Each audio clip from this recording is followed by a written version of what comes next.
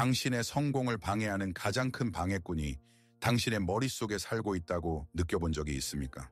진정한 사랑, 진정한 풍요, 깊고 울리는 행복감을 느끼며 당신이 태어난 삶과 당신 사이에 단 하나의 차갑고 무자비한 목소리가 서 있다는 것을, 너는 자격이 없어 라는 똑같은 속삭임으로 당신의 모든 희망을 체계적으로 죽이는 목소리. 이 목소리는 충분히 파괴했습니다. 그렇지 않습니까? 그리고 아십시오. 이 목소리는 단순히 낮은 자존감이 아닙니다. 긍정적인 말로 고칠 수 있는 동기 부족도 아닙니다. 이것은 훨씬 더 오래되고 근본적인 것입니다. 인간 영혼의 위대한 지도 제작자인 칼 융은 이 현상에 정확한 이름을 붙였습니다. 그는 그것을 당신의 약점이 아니라 당신의 진정한 잠재력의 문턱에 서 있는 수호자로 식별했습니다. 그리고 오늘 우리는 이 수호자가 그토록 필사적으로 지키고 있는 신성한 영토의 지도를 당신에게 드릴 것입니다. 다음 1시간 동안 우리는 이 적을 단순히 분석하는 것이 아닙니다. 우리는 당신과 신성한 계약을 맺을 것입니다. 첫째, 당신은 그것이 왜 당신의 삶에 나타났는지, 그리고 그것의 진정한 숨겨진 임무가 무엇인지 이해하게 될 것입니다. 둘째, 그것이 당신에게서 어떤 보물을 지키고 있는지 알게 될 것입니다. 그리고 셋째, 당신은 그것에 당신에 대한 지배력을 파괴할 수 있는 열쇠, 즉 실용적인 방법을 얻게 될 것입니다. 수년간의 치료가 아니라 바로 여기에서 10분 만에 작업을 시작함으로써 말입니다. 당신이 여기에 있다면 때가 된 것입니다. 이것은 우연이 아닙니다. 당신의 진정한 힘의 심장부로에 우리의 잠수는 시작됩니다. 지금 이 목소리에 대해 이야기해 봅시다. 진정으로. 그것은 당신이 약하고 부서졌을 때 오는 것이 아닙니다. 오히려 그것은 당신의 잠재적인 위대함의 순간, 당신의 영혼이 낡은 새 장을 넘어 한 걸음 나아갈 준비를 하는 바로 그 순간에 옵니다. 모든 것을 바꿀 수 있는 바로 그 데이트 전에, 당신이 오랫동안 받아 마땅한 승진을 요청하기로 결심하기 직전에, 당신이 거울을 보고 기적처럼 잠시 동안 자신을 아름답고 강하고 행복하게 보는 바로 그 순간에 그것은 공격합니다. 이것은 단순한 비판이 아닙니다. 이것은 차갑고 체계적이며 정교하게 정확한 희망의 살인입니다. 그것은 소리치지 않습니다. 비명은 낯설고 적대적인 것으로 인식될 수 있습니다. 아닙니다. 그것의 무기는 속삭임입니다. 당신 자신의 이성의 목소리와 너무나도 닮은 차갑고 분별 있고 거의 보살피는 듯한 속삭임. 그것은 당신의 가장 깊은 두려움을 알고 있습니다. 왜냐하면 그것들이 태어날 때 그곳에 있었기 때문입니다. 그것은 당신의 모든 굴욕, 모든 실수, 모든 거절을 기억하고 외과 의사가 수술 전에 도구를 펼쳐 놓는 것처럼 그것들을 당신 앞에 펼쳐 놓습니다. 그것은 당신의 가장 소중한 꿈을 지지하기 위해서가 아니라 우주에서 가장 파괴적인 거짓말을 속삭이며 그것들을 싹부터 독살하기 위해 알고 있습니다. 시도조차 하지 마. 어떻게 끝날지 알잖아. 그리고 첫째로, 그리고 가장 중요한 것은, 당신이 바로 이 순간에 알아야 할 것은 당신은 이 싸움에서 혼자가 아니라는 것입니다. 이 조용하고 독이 있는 속삭임은 이 행성에서 가장 뛰어나고 가장 성공하고 가장 사랑받는 사람들의 머릿속에서 울립니다. 이것은 당신의 개인적인 결함이 아닙니다. 이것은 인류 경험의 보편적인 부분이며 더 많은 것을 감히 원하는 모든 사람이 벌이는 비밀 전쟁입니다. 그러므로 이해하십시오. 이 내면의 폭군은 당신의 개인적인 실패나 약함의 표시가 아닙니다. 오히려 주의 깊게 들어보십시오. 그것의 크기, 그것의 잔인함, 그것의 끈기는 그것이 억제하려는 잠재력의 크기에 정비례합니다. 작은 시냇물은 거대한 댐이 필요하지 않습니다. 오직 강력한 강만이 그 힘을 막기 위해 가장 튼튼한 벽을 필요로 합니다. 당신의 비판가는 바로 이 댐입니다. 그리고 그것이 높을수록 깊은 곳에 더 많은 보물이 숨겨져 있고 더 많은 에너지가 해방되기를 기다리고 있습니다. 당신이 평생 동안 당신의 가장 큰 저주라고 생각했던 것이 사실은 당신의 가장 정확한 나침반입니다. 그것은 당신의 진정한 힘이 갇혀 있는 곳을 틀림없이 가리킵니다. 이것은 질병의 징후가 아닙니다. 이것은 다가올 치유의 증상입니다. 이것은 저주가 아닙니다. 이것은 부름입니다. 이제 저는 당신에게 어려운 것을 요청하겠습니다. 저는 당신에게 잠시 동안 이 목소리가 당신에게 준 모든 고통, 모든 원망, 모든 분노를 제쳐두고 당신에게 상상할 수 없는 심지어 신성 모독적으로 보일 수 있는 아이디어를 고려해 보라고 요청할 것입니다. 만약 이 내면의 적, 이 방해꾼, 이 폭군이 사실은 전혀 적이 아니라면 어떨까요? 만약 그것의 주된 무의식적인 목표가 당신을 파괴하는 것이 아니라 필사적으로 마지막 힘을 다해 당신을 보호하는 것이라면 어떨까요? 만약 그것의 모든 독화살이 공격이 아니라 그것이 언젠가 스스로 겪었고 다시는 허용하지 않겠다고 맹세한 고통으로부터 당신을 보호하려는 왜곡되고 비극적인 시도라면 어떨까요? 만약 그것의 잔인함 속에 상상할 수 있는 가장 필사적이고 가장 서투른 형태의 사랑이 숨겨져 있다면 어떨까요? 잠시 생각해 보십시오. 만약 당신이 그토록 오랫동안 타도하려고 했던 이 무자비한 폭군이 사실은 당신의 가장 크고 가장 빛나고 가장 귀중한 보물이 숨겨진 문에 사슬로 묶인 두려움에 떨고 있는 외로운 수호자에 불과하다면 어떨까요? 만약 그것이 증오심에서 당신에게 소리치는 것이 아니라 당신이 그 문으로 다가가서 그것을 열고 그것이 평생 동안 지켜온 것을 가져갈까봐 공황 상태에 빠져서 소리치는 것이라면 어떨까요? 이 놀라운 역설을 이해하기 위해 우리의 가장 큰 고문이 우리의 가장 헌신적인 수호자가 될 수 있다는 생각을 받아들이기 위해 우리는 우리의 내면 전략에서 근본적인 전환을 해야 합니다. 전쟁은 끝났습니다. 그것은 소진과 절망 외에는 아무런 결과도 가져오지 못했습니다. 이제 우리는 이 목소리와 싸우는 것을 멈추고 대신 그것을 해부해야 합니다. 외과 의사의 차가운 정확성과 탐험가의 무한한 호기심으로 우리는 그것의 해부학, 즉 그것이 어떤 두려움으로 짜여 있는지 이해해야 합니다. 우리는 그것의 기원, 즉 우리 개인 역사의 어느 시점에서 우리를 보호하기 위해 태어났는지 연구해야 합니다. 우리는 그것의 언어를 배워야 합니다. 마침내 그것의 잔인한 예언이 사실은 필사적인 도움 요청이라는 것을 깨닫기 위해서입니다. 그리고 우리 자신의 영혼에 대한 이 외과 수술을 시작하기 위해 우리는 먼저 그것의 힘을 키우고 우리를 그것의 무의식적인 노예로 만드는 세 가지 주요하고 근본적인 신화를 파괴해야 할 것입니다. 이 신화들은 당신의 감옥에 보이지 않는 벽입니다.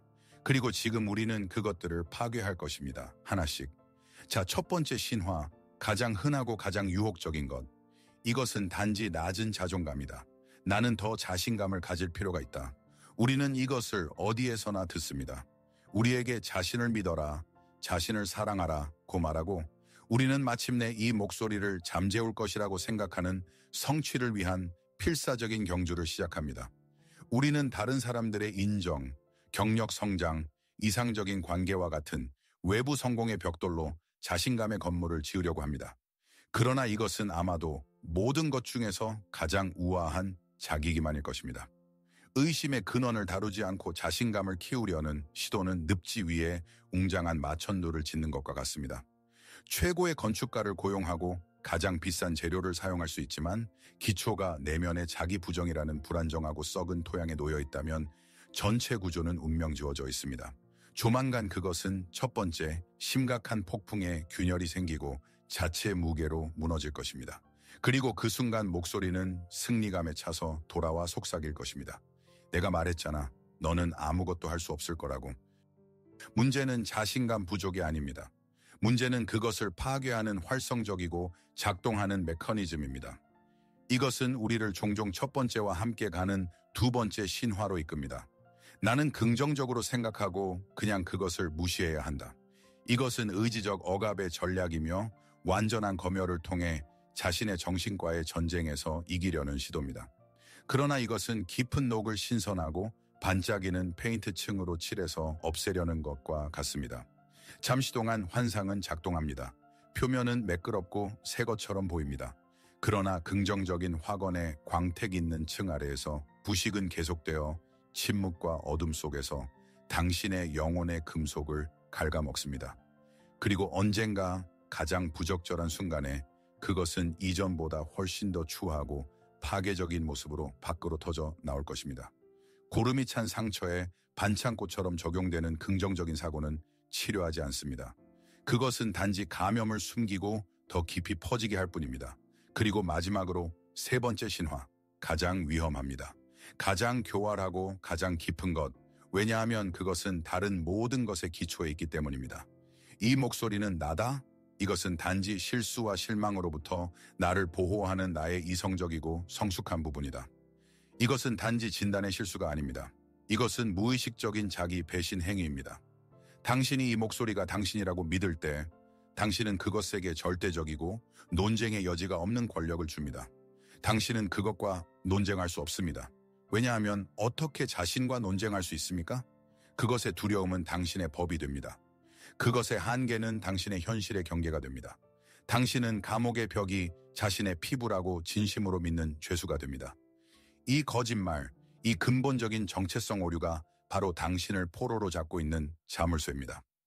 그리고 우리가 그것을 부수지 않는 한 다른 어떤 전략도 작동하지 않을 것입니다. 이 모든 것이 단지 신화라면 현실은 무엇입니까? 이 목소리의 진정한 본질은 무엇입니까? 그것을 이해하기 위해 우리는 현대 심리학 용어를 버리고 훨씬 더 오래되고 현명한 언어, 즉 신화와 상징의 언어로 눈을 돌려야 합니다. 잠시 동안 당신의 영혼이 거대하고 풍요롭고 비옥한 왕국이라고 상상해 보십시오. 그 안에는 모든 것이 있습니다. 당신의 직관의 빽빽한 숲, 당신의 감정의 깊은 호수, 당신의 야망의 높은 산, 그리고 당신의 잠재력의 끝없는 들판. 이 왕국의 수도 당신의 의식 속에서 당신은 합법적인 통치자입니다. 그러나 어느 날 아주 오래전에 당신의 왕국의 정문에 용이 정착했습니다. 그리고 여기에 우리의 인식에 대한 핵심적인 실수가 있습니다. 우리는 이 비판가의 목소리가 권력을 장악한 폭군 왕이라고 생각했습니다. 그러나 그렇지 않습니다. 그것은 왕좌에 앉아있지 않습니다. 그것은 단지 문 앞에 누워서 들어오거나 나가려는 모든 사람을 불타는 숨결로 태우는 용일 뿐입니다. 그것은 당신의 문을 두드리는 새로운 기회를 태웁니다. 그것은 당신이 익숙한 벽을 떠나려고 할 때 당신의 용기를 태웁니다. 그것은 당신에게 다가가려는 사랑을 태우고 당신이 그것을 표현하려고 할 때 당신 자신의 사랑을 태웁니다. 그리고 당신은 통치자로서 수년, 어쩌면 수십 년을 이 괴물과의 필사적이고 무의미한 싸움에서 보냈습니다. 당신은 긍정적인 사고의 창을 그것에게 던졌습니다. 당신은 자신감으로 벽을 쌓으려고 했습니다. 당신은 그것이 날아가기를 바라며 그것을 무시하려고 했습니다. 그러나 그것은 제자리에 머물렀습니다. 그리고 이 끝없는 전투에서 당신은 자신에게 가장 중요하고 유일하게 중요한 질문을 하지 않았습니다. 도대체 그것이 무엇을 지키고 있는 거지? 이해하십시오. 당신의 진정한 고통은 용 자체가 아닙니다. 당신의 고통은 포위된 왕국에서의 삶입니다. 그것은 세상과 단절된 영혼의 굶주림입니다. 그것은 실현되지 않은 가능성에 대한 갈망입니다. 그것은 밖에서는 삶이 격렬하게 타오르는 동안 벽 안의 회색빛과 일상입니다. 용은 단지 증상일 뿐입니다. 그것의 불타는 숨결, 그것의 분노, 그것의 존재 자체가 당신의 왕국 벽 안 주요 보물 창고에 너무나도 귀중하고 너무나도 생명력이 넘치고 너무나도 빛나는 것이 있어서 그것을 보호하기 위해 당신의 정신이 만들어낼 수 있는 가장 강력한 수호자를 필요로 했다는 가장 확실한 신호입니다. 어떤 용도 빈 동굴을 지키지 않을 것입니다. 이 비유는 단지 아름다운 이야기가 아닙니다. 이것은 정확한 진단 도구입니다. 그리고 지금 저는 당신에게 그것을 사용하도록 요청하고 싶습니다. 단지 듣는 것이 아니라 일하는 것입니다. 저는 당신에게 잠시 멈추라고 요청할 것입니다. 정신적인 멈춤이 아니라 실제적인 멈춤입니다. 단지 생각하는 것이 아니라 진정으로 느끼는 것입니다. 이 용이 당신에게 의심과 두려움의 불을 뿜었던 마지막 3번을 기억해 보십시오. 이 목소리가 특히 크고 잔인했던 마지막 3번의 에피소드. 아마도 오늘 아침이었을 것입니다. 아마도 지난주였을 것입니다. 그 순간으로 돌아가십시오. 당신은 무엇을 하려고 했습니까? 그것의 공격 직전에 어떤 행동을 하려고 했습니까? 아마도 당신은 당신에게 소중한 사람에게 전화해서 취약성을 드러내고 싶었을까요? 아마도 당신은 책이나 사업 계획을 쓰기 시작하기 위해 빈 문서를 열었을까요? 아마도 당신은 면접을 준비하며 거울 앞에 서서 당신이 정말로 받을 자격이 있는 월급을 요청하는 것에 대해 생각하고 있었을까요? 아마도 당신은 당신을 파괴하는 것에 아니오라고 말하거나 당신을 두렵게 하지만 유혹하는 것에 예라고 말하고 싶었을까요? 주목하십시오. 그것은 당신이 안전한 일상, 즉 설거지를 하거나 익숙한 길을 운전하거나 드라마를 볼 때 거의 나타나지 않습니다. 그것은 단 하나의 상황에서만 깨어납니다. 당신이 당신의 왕국을 확장하는 문턱에 서 있을 때, 당신이 당신의 삶을 더 크고 더 밝고 더 진실하게 만들기 위해 미지의 세계로 한 걸음 나아갈 때, 이제 가장 중요한 부분입니다. 진심입니다. 이 비디오를 잠시 멈추고 이 세 가지 상황을 기록하십시오. 종이나 전화기에. 그것들에 대해 단지 생각하지 말고 그것들을 기록하십시오. 상황 1. 소셜미디어에 내 그림을 게시하고 싶었다. 목소리가 말했다. 이건 재능이 없어. 비웃음을 당할 거야. 상황 2. 상황 3. 지금 하십시오. 당신이 방금 기록한 것은 당신의 실패 목록이 아닙니다. 이것은 당신의 약함의 증거가 아닙니다. 이것은 당신의 보물로 이끄는 지도의 첫 세 좌표입니다. 이것은 당신의 용수호자가 가장 격렬하게 자신을 드러낸 세 곳입니다. 그리고 그것은 바로 그곳에서 그가 믿을 수 없을 정도로 귀중한 것을 지키고 있다는 것을 의미합니다. 그리고 당신이 방금 발견한 이 패턴은 우연이 아닙니다. 당신의 용이 깨어나는 순간들은 혼란스러운 공격이 아닙니다. 이것은 당신의 정신의 보안 시스템에 정확하고 예측 가능한 반응입니다. 그리고 20세기의 가장 위대한 영혼의 지도 제작자, 이 깊이로 다른 누구보다 더 멀리 내려간 사람은 이 현상에 그것의 역설적이고 이중적인 본질을 완벽하게 설명하는 이름을 부여했습니다. 이 용, 이 수호자, 이 내면의 적, 칼융은 그림자라고 불렀습니다. 그리고 여기서 우리는 매우 정확해야 합니다. 융은 그림자라는 단어를 악하거나 죄 많거나 나쁜 것의 동의어로 사용하지 않았습니다. 그에게 그림자는 우선 우리 의식의 빛으로부터 숨겨진 모든 것입니다. 그림자는 우리가 잠재적으로 될 수 있었지만 양육과 사회화 과정에서 우리가 되는 것이 금지된 모든 것입니다. 이것은 우리 영혼의 지하실에 있는 거대한 잠긴 상자이며 우리는 평생 동안 불편한 우리 자신의 부분들을 그곳에 버렸습니다. 그곳에는 우리가 착한 아이가 되어라는 말을 들으며 표현하는 것이 금지된, 표현되지 않은 건강한 공격성이 있습니다. 그곳에는 우리가 품위 있는 소녀가 되어라는 말을 들으며 억제하도록 지시받은 원시적이고 야생적인 열정이 있습니다. 그곳에는 비현실적이고 어리석은 것으로 조롱당한 우리의 실현되지 않은 천재성, 우리의 가장 대담한 꿈이 숨겨져 있습니다. 그림자는 우리의 거부된 힘의 저장소입니다. 그리고 여기에 모든 것을 바꾸는 핵심적인 순간이 있습니다. 내면의 비판가는 그림자 자체가 아닙니다. 그것은 지하실에 갇힌 강력하고 생명력 넘치는 잠재력이 아닙니다. 내면의 비판가는 단지 우리의 의식적인 나, 즉 우리의 자아가 이 지하실 문 앞에 놓아둔 사슬에 묶인 개일 뿐입니다. 자아는 그림자 속에 사는 그 억제되지 않고 비합리적인 힘을 공황 상태로 두려워합니다. 그것은 만약 이 힘이 터져 나오면 그것이 익숙한 질서, 우리의 사회적 가면, 우리의 명성을 파괴할 것이라고 두려워합니다. 그래서 그것은 가장 충실하고 가장 겁에 질리고 가장 잔인한 수호자인 내면의 비판가를 단 하나의 임무로 씁니다. 이 문에 감히 다가가는 모든 사람, 당신 자신을 포함하여 짖고 으르렁거리고 물어뜯는 것.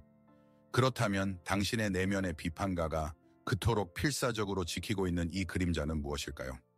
이것을 이해하기 위해 우리는 맨 처음으로 돌아가야 합니다. 우리의 정신이 아직 열려있고 보호받지 못하는 영토였던 시기로.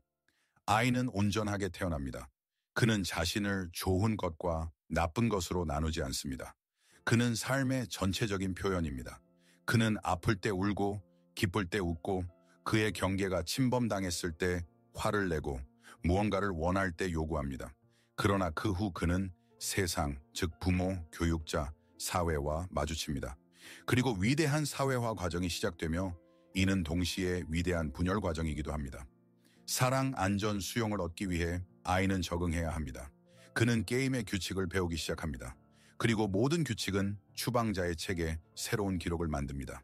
그에게 화내지 마, 착한 아이들은 화내지 않아 라고 말할 때마다 그는 그의 건강한 공격성에 살아있고 진동하는 에너지를 가져다가 그의 정신의 어두운 지하실에 던졌습니다. 그녀에게 이기적으로 굴지 마, 나눠야 해 라고 속삭일 때마다 그녀는 자신의 필요를 돌보는 중요한 능력을 잘라내어 그곳으로 보냈습니다. 편안하게 해줘. 나서지 마. 너무 시끄럽게 굴지 마. 너무 민감하게 굴지 마. 각각의 그런 메시지와 함께 우리는 또 다른 살아있고 진정한 우리 자신의 일부를 가져다가 그림자 속에 가두었습니다. 그러나 여기에 심리학의 근본적인 법칙이 있습니다. 에너지는 사라지지 않습니다. 그것은 단순히 증발할 수 없습니다. 지하실에 갇혀 그것은 축적되고 응축되고 발효됩니다.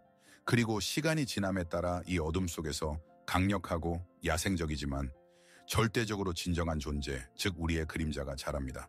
그리고 그것은 무엇을 포함하고 있습니까? 거기에는 우리의 억압된 분노, 우리의 질투, 우리의 탐욕, 즉 사회적으로 용납되지 않았던 모든 것이 있습니다. 그러나 이것은 진실의 절반에 불과합니다. 왜냐하면 이러한 부정적인 특성과 함께 우리는 우리의 힘의 엄청난 부분을 그곳에 버렸기 때문입니다. 우리의 원시적이고 본능적인 힘은 너무 공격적이라고 여겨졌습니다. 우리의 무한한 창의성은 너무 비현실적이라고 여겨졌습니다. 우리의 깊고 순수한 성격은 너무 부끄러운 것이라고 여겨졌습니다. 아니요라고 말하고 우리의 경계를 보호하는 우리의 능력은 너무 이기적이라고 여겨졌습니다. 그림자는 쓰레기 더미가 아닙니다. 그것은 우리가 소유하기에는 너무 위험하다고 생각한 보물로 가득 찬 용의 동굴입니다. 그리고 여기서 비판가가 무대에 등장합니다. 그는 지하실의 거주자가 아닙니다. 그는 우리의 의식적인 나, 즉 윤기 페르소나라고 부른 우리의 사회적 가면이 경계에 세운 교도관입니다. 우리의 페르소나는 우리의 품이 있는 명함이며 우리가 사회에서 하는 역할입니다. 그리고 그것은 어느 날 지하실 문이 열리고 이 야생적이고 통제 불가능한 에너지가 터져나와 우리가 세심하게 구축한 좋은 사람의 이미지를 파괴할까봐 공황 상태로 두려워합니다. 비판가는 우리 페르소나의 의인화된 두려움입니다. 그의 임무는 죄수들이 탈출하지 않도록 감시하는 것입니다.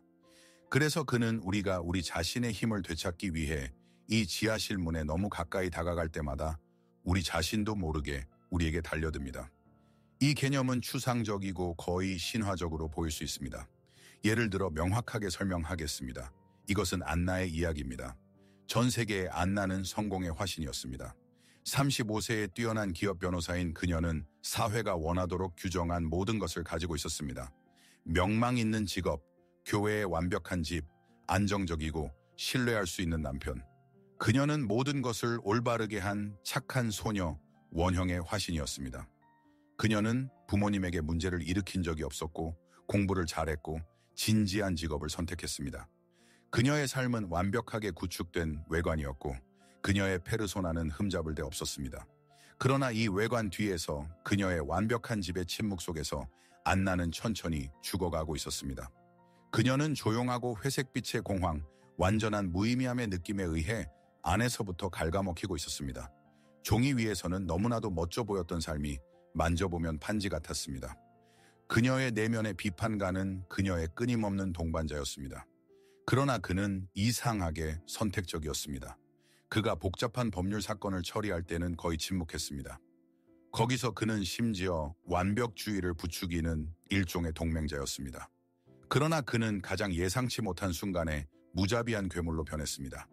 그녀가 미술용품 가게를 지나가며 설명할 수 없는 슬픔의 찌름을 느꼈을 때, 그녀가 누군가 온라인에 불완전하지만 생생한 수채화 스케치를 게시하는 것을 보았을 때, 그리고 어느 날 저녁 갑작스러운 충동에 굴복하여 그녀는 스케치북과 연필을 샀습니다. 그리고 그녀가 책상에 앉아 첫 번째 선을 긋자마자 목소리는 그녀에게 모든 분노를 쏟아부었습니다. 뭐 하는 거야? 이건 진지하지 않아. 너는 재능이 없어. 아무것도 할 수 없을 거야. 누구를 속이려는 거야? 너는 변호사지. 화가가 아니야. 사람들을 웃기지 마. 목소리는 너무나도 설득력이 있어서 그녀는 눈물을 흘리며 스케치북을 닫고 다시는 열지 않았습니다. 심리학자와 함께 일하기 시작하면서 안나는 자신의 영혼을 발굴하기 시작했습니다. 그리고 거기서 수십 년간의 올바른 삶의 폐허 아래에서 그녀는 너무나도 오래 전에 묻어서 그 존재를 잊어버린 것을 발견했습니다. 그녀는 페인트로 더러워진 손가락을 가진 작은 소녀를 발견했는데 그녀는 바닥에 앉아 종이 위에 환상적인 세계를 창조하며 몇 시간이고 보낼 수 있었습니다. 이 소녀는 용감하고 약간 야생적이며 창작 활동에서 완전히 자유로웠습니다. 이것은 그녀의 그림자였습니다. 내면의 예술가 반항가, 그리고 즉시 기억이 떠올랐습니다.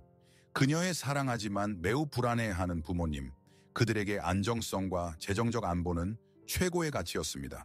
그림으로는 먹고 살 수 없어 라고 아버지는 그녀의 또 다른 스케치북을 보며 말했습니다. 수학에 집중해, 그게 너에게 도움이 될 거야 라고 어머니는 조언했습니다. 그들은 악하지 않았습니다. 그들은 그들의 딸이 가난한 예술가의 운명을 반복할까봐, 그녀가 이 복잡한 세상에서 살아남지 못할까봐 공황 상태로 두려워했습니다. 그리고 그 순간 안나는 모든 것을 이해했습니다. 그녀의 비판가의 목소리는 그녀의 목소리가 아니었습니다. 그것은 그녀가 흡수하여 자신의 것으로 받아들인 그녀의 부모님의 두려움에 정확하고 완벽한 복제품이었습니다. 그녀의 비판가는 그녀에게 악을 원하지 않았습니다. 그는 어린 시절에 심어진 프로그램을 수행하고 있었습니다. 위험하고 불안정하고 비현실적인 예술 세계로부터 안나를 보호하라. 그녀를 법률의 안전한 영역에 머물게 하라. 그는 그들의 사랑과 불안의 유령이었고 그녀의 머릿속에 정착했습니다. 그는 그들이 두려워했던 고통으로부터 그녀를 구하려고 했습니다. 그리고 이를 위해 그는 그들의 의견으로는 이 잠재적인 고통의 원천이었던 그녀의 일부, 즉 그녀의 내면의 예술가를 죽여야 했습니다. 그리고 안나가 그녀의 여정에서 얻은 핵심적인 통찰력은 당신에게도 열쇠입니다. 아마도 이것은 당신이 이 1시간 동안 듣게 될 가장 중요한 생각일 것입니다. 그러므로 그것을 당신의 마음으로가 아니라 당신의 온 존재로 들어보십시오. 당신 머릿속의 목소리는 당신의 목소리가 아닙니다. 이것을 다시 읽어보십시오. 당신이 충분히 좋지 않고, 충분히 똑똑하지 않고, 충분히 매력적이지 않다고 말하는 목소리는 당신이 아닙니다. 그것은 유령입니다. 그것은 오래전에 다른 누군가가 당신의 정신에 남긴 오디오 녹음입니다. 그것은 안나처럼 당신 부모님의 두려움의 유령일 수 있습니다. 당신이 위험을 감수하고 자신의 사업을 시작하고 싶을 때마다 당신에게 소리치는 당신 아버지의 빈곤에 대한 두려움, 당신이 관계에서 진실을 말하고 싶을 때 당신을 마비시키는 당신 어머니의 거절당하는 것에 대한 두려움, 그것은 당신을 거부한 사회의 유령일 수 있습니다. 어느 날 교실 전체 앞에서 당신의 대답을 조롱했던 그 선생님의 목소리, 그리고 이제 이 목소리는 당신이 회의에서 당신의 의견을 표현하고 싶을 때마다 너는 멍청해 라고 속삭입니다. 그것은 학교 운동장에서 10대들의 잔인한 말에 메아리일 수 있으며, 그것은 여전히 당신이 자신을 얼마나 아름답다고 느끼도록 허용하는지를 결정합니다. 그것은 당신 자신의 과거 경험, 당신 자신의 트라우마의 유령일 수 있습니다. 너무나도 고통스러워서 다시는 위험을 감수하지 않겠다고 맹세했던 그 실패의 유령. 그리고 이제 이 유령, 당신의 비판가는 그 맹세를 지키기 위해, 그 고통의 반복으로부터 당신을 보호하기 위해 경계에 서 있습니다. 당신의 비판가는 유령입니다. 당신이 실수로 당신의 왕국의 왕좌를 내어준 유령. 당신은 그의 명령에 복종하고 그의 예언을 믿고 그가 당신을 위해 그어놓은 경계 안에서 살고 있습니다. 당신이 살아있는 통치자이고 그는 단지 메아리, 벽에 비친 그림자, 낡은 테이프의 녹음이라는 것을 깨닫지 못한 채 말입니다. 그리고 그는 당신이 당신의 진정한, 온전한, 살아있는 인격이 갇혀있는 바로 그 지하실 문에 가까이 다가갈수록 더 크게 소리치고 더 격렬해집니다. 당신이 살아남기 위해 추방한 당신의 일부, 위험을 두려워하지 않는 당신의 일부, 열정, 창의성, 힘으로 가득 찬 당신의 일부. 바로 이 그림자, 이 지하실에 당신이 찾고 있는 것이 있습니다. 당신이 자신의 절반을 어둠 속에 숨기고 있는 한 진정한 사랑은 불가능합니다. 당신의 건강한 공격성과 용기가 갇혀있는 한 진정한 풍요는 불가능합니다. 당신이 자신의 삶이 아닌 유령의 삶을 사는 한 진정한 행복은 불가능합니다. 당신의 비판가는 당신이 집으로, 당신 자신에게로 돌아가는 문턱에 서 있기 때문에 소리칩니다. 그리고 그는 당신이 마침내 그가 아무런 실질적인 힘이 없다는 것을 깨달을까봐 공황 상태로 두려워합니다. 그리고 이 유령을 강력하고 이름 없는 악마에서 이해할 수 있고 구체적인 현상으로 바꾸기 위해 우리는 그의 가면을 벗겨야 합니다. 우리는 그에게 이름과 얼굴을 주어야 합니다. 이를 위해 저는 당신에게 두 번째, 훨씬 더 깊은 질문을 할 것입니다. 그리고 저는 다시 한번 당신에게 단지 생각하는 것이 아니라 답을 느끼도록 요청할 것입니다. 만약 당신의 내면의 비판가가 살아있거나 과거의 실제 사람이었다면 그는 누구와 닮았을까요? 숨을 들이쉬십시오. 편하다면 눈을 감으십시오. 의심의 순간에 당신의 머릿속에서 누구의 목소리가 들립니까? 그의 독이 있는 속삭임에서 누구의 어조를 듣습니까? 그의 말에서 누구의 실망이나 불안을 느낍니까? 당신이 결코 충분히 좋지 않았던 당신의 엄격하고 요구가 많은 아버지입니까? 당신의 모든 대담한 발걸음에서 위험을 보았던 당신의 불안한 어머니입니까? 공개적으로 당신을 모욕하고 당신의 능력에 의심의 씨앗을 심었던 바로 그 선생님입니까? 아마도 통제력을 유지하기 위해 당신의 자존감을 파괴했던 전 파트너의 목소리일까요? 서두르지 마십시오. 이미지가 나타나도록 하십시오. 당신은 그를 알아볼 것입니다. 당신의 몸은 당신의 마음보다 먼저 그를 알아볼 것입니다. 이제 당신이 이 얼굴을 볼 때 우리는 주요 질문을 해야 합니다. 독을 약으로 바꾸는 질문. 이 사람, 이 목소리는 정확히 어떤 고통으로부터 당신을 필사적으로 보호하려고 합니까? 그가 왜 당신을 공격하는지 묻지 마십시오. 그 자신의 왜곡된 세계관에 따라 그가 당신을 무엇으로부터 구하고 있는지 물어보십시오. 그가 언젠가 스스로 겪었던 실패의 압도적인 고통으로부터 당신을 보호하고 있습니까? 거절의 얼음 같은 공포로부터, 빈곤의 굴욕적인 수치로부터, 깊고 견딜 수 없는 외로움의 상처로부터. 모든 비판가는 오래된 고통의 수호자입니다. 이 고통을 찾으십시오. 이제 저는 당신에게 매우 용감한 일을 하도록 초대합니다. 저를 위해서가 아닙니다. 당신 자신과 지금 이 비디오를 보고 있는 수백 명의 다른 사람들을 위해서. 저는 당신이 댓글 섹션으로 가서 당신의 발견을 기록하도록 초대합니다. 그러나 저는 당신이 이것을 특별하고 안전한 형태로 하도록 요청합니다. 고백은 필요 없습니다. 트라우마가 되는 세부 사항을 공유할 필요는 없습니다. 당신의 발견의 본질, 공식만 공유하십시오. 예를 들어, 나의 비판가는 실패자가 되는 고통으로부터 나를 보호하는 내 아버지의 목소리입니다. 또는 나의 비판가는 공개적인 실수의 수치로부터 나를 보호하는 내 학교 선생님입니다. 또는 나의 비판가는 보여지고 거절당하는 위험으로부터 나를 보호하는 내 어머니의 두려움입니다. 이것은 고백이 아닙니다. 이것은 적의 익명성을 박탈하고 따라서 당신에 대한 그의 권력을 박탈하는 해독 행위입니다. 당신이 그에게 이름을 주고 그의 동기를 정의할 때 그는 전능한 신이기를 멈추고 이해할 수 있고 예측 가능한 메커니즘이 됩니다. 당신이 이것을 할 때 다른 몇 개의 댓글을 읽어보십시오. 그리고 당신은 기적의 증인이 될 것입니다. 당신은 당신의 가장 부끄럽고 가장 개인적인 전투가 사실은 보편적이라는 것을 보게 될 것입니다. 당신은 다른 사람들의 이야기에서 자신을 보게 될 것입니다. 그리고 이 집단적인 인식의 순간에 당신의 외로움의 벽이 무너질 것입니다. 우리는 여기서 단지 관객이 아닙니다.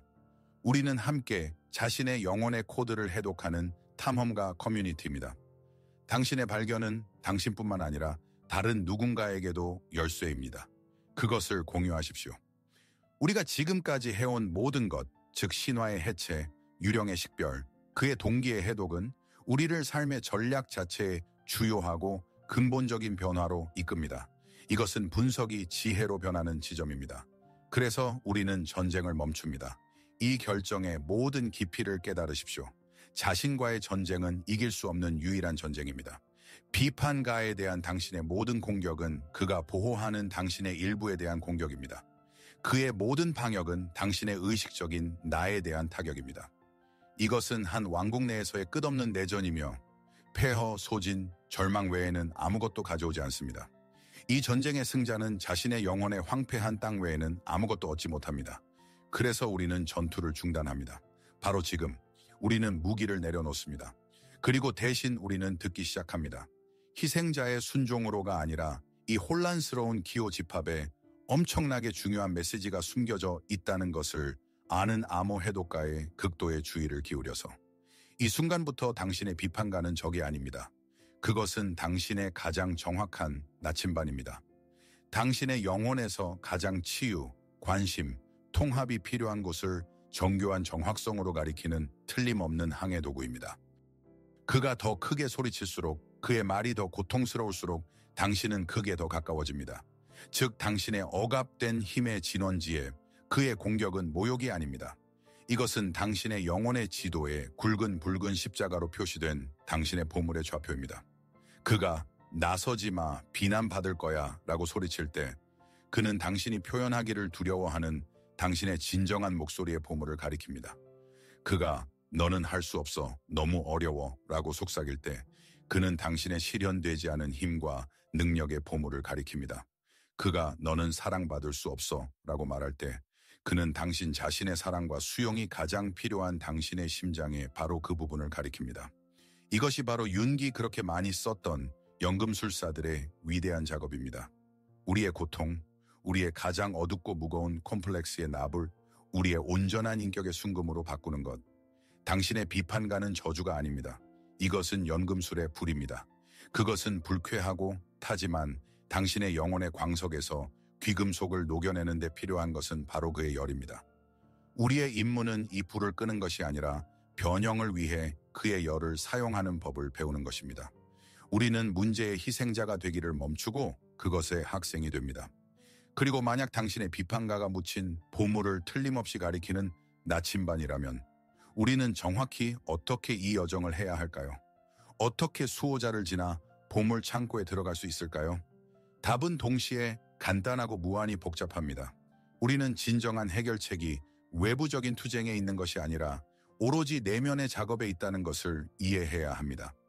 비판가를 침묵시키기 위해 외부 환경을 바꾸려는 당신의 모든 시도, 즉 이상적인 직업을 찾고 이상적인 몸을 얻고 모든 사람의 인정을 받는 것은 처음부터 운명지어져 있었습니다. 왜냐하면 당신은 호수에 비친 자신의 집의 반사와 싸우며 집을 수리하려고 했기 때문입니다. 그래서 우리는 목소리 자체를 파괴하는 것이 아닙니다. 우리는 그의 적인 역할을 파괴합니다. 우리는 실수로 그에게 주어진 권력을 박탈합니다. 우리는 교도관을 조언자로 적을 안내자로 바꿉니다.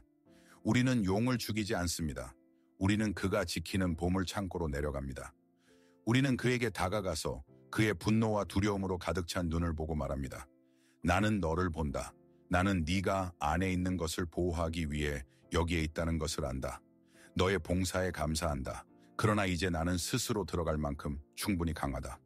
이 과정, 즉 자신의 온전함을 되찾는 이 신성한 행위를 윤근, 그림자의 통합이라고 불렀습니다. 이것은 전투가 아니라 재회입니다.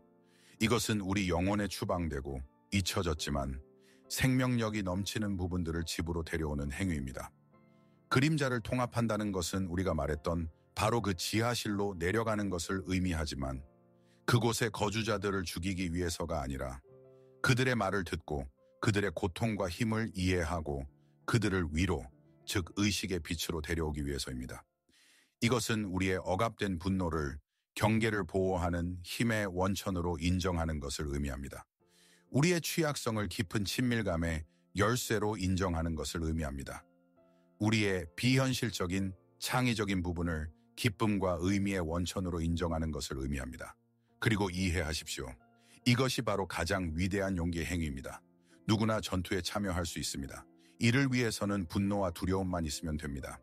그러나 자기 자신 안에서 가장 두렵고 부끄러운 것을 눈으로 보고 그리고 때리는 대신 손을 내미는 데는 완전히 다른 자질이 필요합니다. 이것은 외부의 적과 싸우는 군인의 용기가 아닙니다. 이것은 그의 가장 강하고 가장 야생적이지만 가장 충실한 가신을 추방해서 되돌려 보내는 왕의 용기입니다. 이것은 어둠을 이기는 것이 아니라 그것을 껴안고 그것의 힘을 자신의 것으로 받아들여 그것을 자신의 불가분의 일부로 인정하는 가장 위대한 용기의 행위입니다. 그리고 이 위대한 용기의 행위, 그림자의 통합은 거창한 업적으로 시작되는 것이 아니라 단순하고 조용하지만 믿을 수 없을 정도로 깊은 행동으로 시작됩니다. 그리고 여기에 제가 맨 처음에 약속했던 바로 그 열쇠가 있습니다. 수년이 아니라 10분 만에 비판가의 권력을 파괴하기 시작할 수 있는 도구. 이것은 융의 적극적 상상에서 각색된 기법입니다. 본질적으로 이것은 당신의 비판가와의 구조화된 대화입니다. 당신은 펜 종이 그리고 10분간의 침묵과 자신과의 절대적인 정직이 필요할 것입니다. 이것을 그냥 듣지 마십시오. 비디오를 본 후에 이것을 하십시오. 이것이 바로 작업입니다. 1단계, 구현 2분, 눈을 감으십시오. 3번 깊게 숨을 들이쉬십시오. 이제 당신의 내면의 비판가를 당신의 내면의 시야 앞에 나타나도록 초대하십시오. 생각하지 말고 그냥 이미지가 오도록 하십시오. 그는 어떻게 생겼습니까? 거대하고 어두운 형상입니까? 아니면 아마도 쭈글쭈글하고 겁에 질린 노인입니까? 암기한 문구를 반복하는 겁에 질린 아이입니까? 녹슨 갑옷을 입은 군인입니까? 이미지가 얼마나 이상하거나 비논리적으로 보이든 상관없습니다. 그냥 그것을 기록하십시오. 그것에게 형태, 색깔, 질감을 주십시오. 이것이 그를 당신 자신과 분리하는 첫 번째 단계입니다. 2단계, 대화 5분. 이제 눈을 뜨십시오. 펜을 들고 깨끗한 종이에 그에게 짧은 편지를 쓰십시오. 바로 이 말로 시작하십시오. 나는 너를 듣는다. 나는 너를 본다. 나는 네가 나를 보호하려고 한다는 것을 안다. 그리고 나는 더 이상 너와 싸우지 않을 것이다. 나는 평화롭게 왔다. 내게 말해줘. 너는 정말로 무엇을 두려워하는가? 너는 정확히 어떤 고통으로부터 나를 보호하려고 하는가? 이제 가장 중요한 부분입니다. 펜을 다른 손에 드십시오. 당신의 불편한, 비우세한 손에. 그리고 그가 대답하도록 하십시오.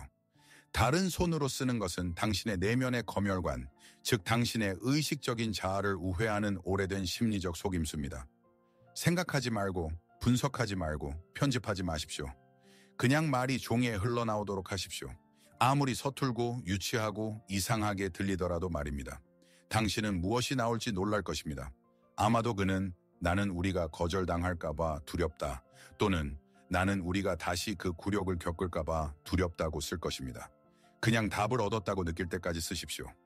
3단계, 감사와 마무리 3분. 그의 대답을 읽으십시오.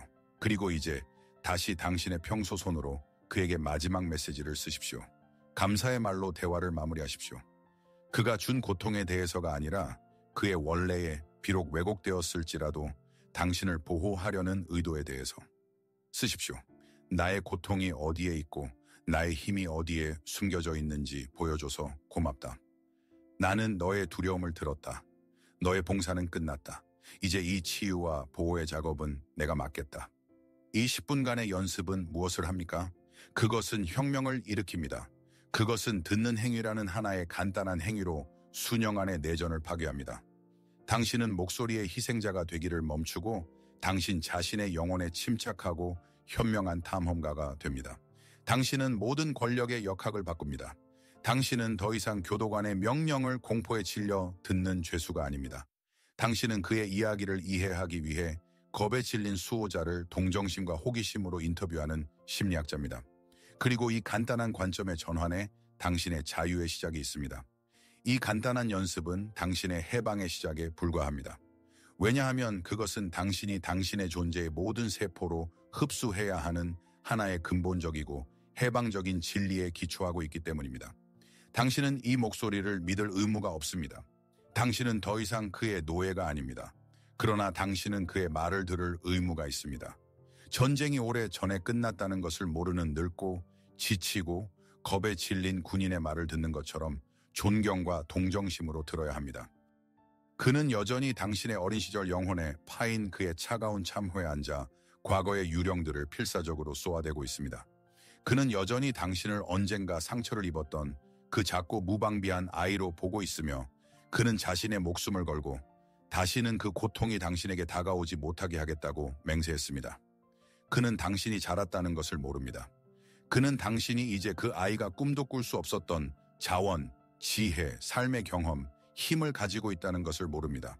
그는 세상이 변했고 그의 전면적인 보호 전술이 이제는 이익보다 해를 더 많이 끼쳐 당신의 한때 번성했던 왕국을 포위된 군사 캠프로 바꾸었다는 것을 깨닫지 못한 채 오래되고 오래된 명령에 따라 행동합니다. 그래서 당신의 임무는 이 군인을 죽이는 것이 아닙니다. 그를 죽이려는 시도는 당신 자신의 역사, 당신 자신의 헌신과 보호 능력을 죽이려는 시도입니다.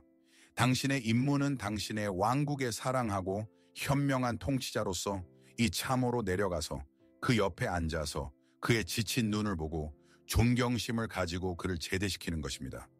그에게 말하십시오. 너의 봉사는 끝났다. 너의 충성에 감사한다.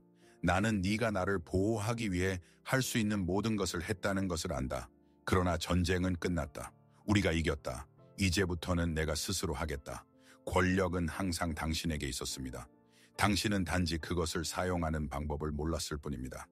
당신은 권력이 적을 이기는 힘이라고 생각했습니다. 그러나 진정한 권력은 적을 동맹으로 바꾸는 지혜입니다. 이것은 자신의 영혼의 전쟁터에서 군인이 되는 능력이 아니라 모든 내면의 인물들이 들리고 이해되고 통합될 수 있는 사랑하는 의식의 공간이 되는 능력입니다. 당신은 비판가의 목소리가 아닙니다. 당신은 동정심으로 이 목소리를 들을 수 있는 조용하고 침착한 존재입니다. 당신을 이곳으로 이끈 그 위기, 그 고통은 당신의 약함의 표시가 아니었습니다. 그것은 필요한 성장의 위기였습니다. 그것은 당신의 영혼이 당신의 감옥문을 너무나도 크게 두드려서 당신이 마침내 열쇠를 찾도록 강요받은 것입니다. 그리고 이제 그것은 당신의 손에 있습니다.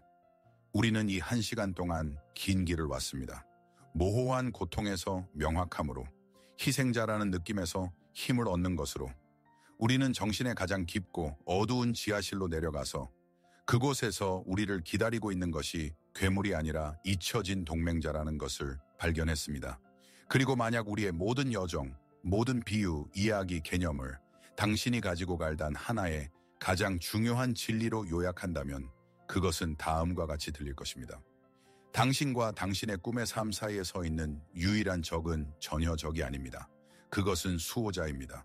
그것은 당신의 가장 크고 가장 진정한 힘의 가장 헌신적이고 가장 겁에 질리고 가장 충실한 수호자입니다. 당신이 어린 시절에 너무 위험하고 너무 밝고 다른 사람들에게 너무 불편하다고 생각하여 가장 무서운 수호자인 내면의 비판가를 경계에 세워 감옥에 가두라고 스스로 명령한 바로 그 힘. 그는 당신의 교도관이 아닙니다. 그는 여전히 당신의 어린 시절에 오래전에 잊혀진 명령을 수행하는 당신의 하인입니다. 그래서 자유, 진정한 사랑, 진정한 풍요, 깊은 행복으로 가는 길은 이 수호자를 파괴하는 것을 통해서가 아니라 그의 통합을 통해서입니다. 격렬한 투쟁을 통해서가 아니라 현명하고 동정심 있는 수용을 통해서입니다. 다른 누군가, 즉 더 나은 자신이 되려는 시도를 통해서가 아니라 마침내 자신의 전체적이고 무섭고 빛나는 온전함 속에서 자신이 되는 용기를 통해서입니다. 당신은 이것을 가장 깊은 수준에서 이해해야 합니다. 당신은 부서지지 않았습니다. 당신은 괜찮습니다. 당신은 단지 너무 오랫동안 반쯤의 힘으로 살았고 당신의 에너지의 절반을 당신 자신의 위대함으로부터 자신을 보호하는 데 사용했습니다. 당신은 약하지 않았습니다. 당신은 너무 강했고 그것이 당신을 두려워하게 했습니다. 당신의 임무는 이제 힘을 찾는 것이 아니라 단지 그것을 억제하는 것을 멈추는 것입니다. 그리고 당신이 이 진리를 당신의 마음뿐만 아니라 당신의 심장으로 받아들일 때, 당신이 이 내면의 대화를 연습하기 시작할 때 당신의 미래는 변하기 시작할 것입니다. 즉시 마법처럼이 아니라 길고 혹독한 겨울 후에 풍경이 변하는 것처럼 점차적으로 곧 어느 날 아침을 상상해 보십시오. 당신은 깨어나서 침묵을 알아차릴 것입니다. 텅 비고 죽은 침묵이 아니라 당신의 머릿속에 고요하고 맑은 침묵. 그리고 당신은 당신의 평생의 배경 소음이었던 그 목소리가 그냥 조용해졌다는 것을 깨달을 것입니다. 당신이 그를 이겼거나 질식시켰거나 추방했기 때문이 아니라 그가 더 이상 당신에게 할 말이 없기 때문입니다. 그의 일은 끝났습니다. 수호자는 당신이 스스로 당신의 보물을 보호할 만큼 충분히 강해졌다는 것을 보았고 그는 조용히 은퇴할 수 있습니다. 그리고 그 순간 당신이 수십 년 동안 그와의 전쟁, 그의 억압, 그에 대한 두려움에 쏟아부었던 그 모든 엄청난 에너지가 당신에게 돌아올 것입니다. 그것은 당신의 왕국의 중심으로 다시 흘러 들어갈 것입니다. 그리고 이 되찾은 에너지는 당신이 좋아하는 사람의 눈을 보고 거절당하는 것을 두려워하지 않고 데이트를 신청하는 당신의 침착한 용기가 될 것입니다. 그것은 당신의 가치를 알고 그의 자비에 의지하지 않고 상사의 사무실에 들어가 승진을 요청하는 당신의 확고한 자신감이 될 것입니다. 그것은 누군가에게 무언가를 증명하기 위해서가 아니라 단지 이야기나 이미지가 당신을 통해 태어나고 싶어 하기 때문에 깨끗한 캔버스나 빈 페이지에 앉아 창작을 시작하는 당신의 순수하고 흐리지 않은 영감이 될 것입니다. 당신은 무적의 슈퍼히어로가 되지 않을 것입니다. 당신은 완전히 다른 사람으로 변하지 않을 것입니다. 훨씬 더 깊고 놀라운 일이 일어날 것입니다. 당신은 마침내 오랜 세월 만에 처음으로 당신 자신이 될 것입니다. 온전하게. 당신의 힘에 대해 사과하거나 당신의 빛을 숨길 필요 없이 당신은 단지 집으로 돌아올 것입니다. 그리고 이 집으로 가는 길을 당신은 혼자 시작하는 것이 아닙니다.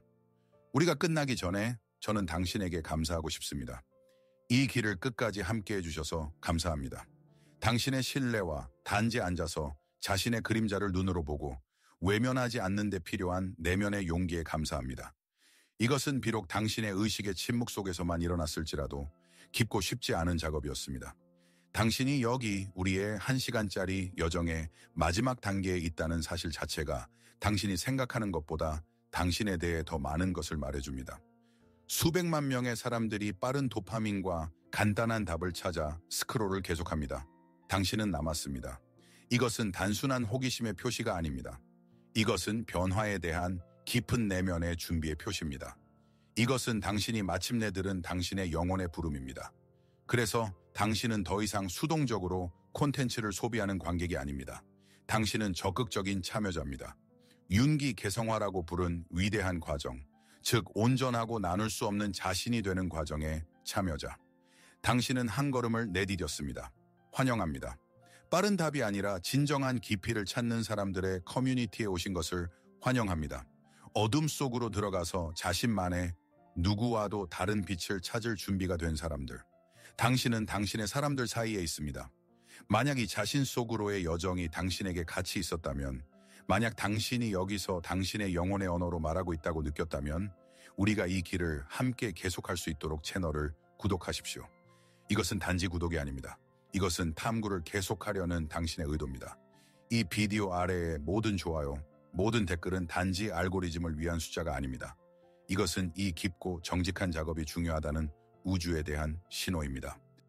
이것은 지금 당신이 한때 그랬던 것처럼 어둠 속을 헤매고 필사적으로 지도가 필요한 수백 명의 다른 구도자들을 위한 등대입니다.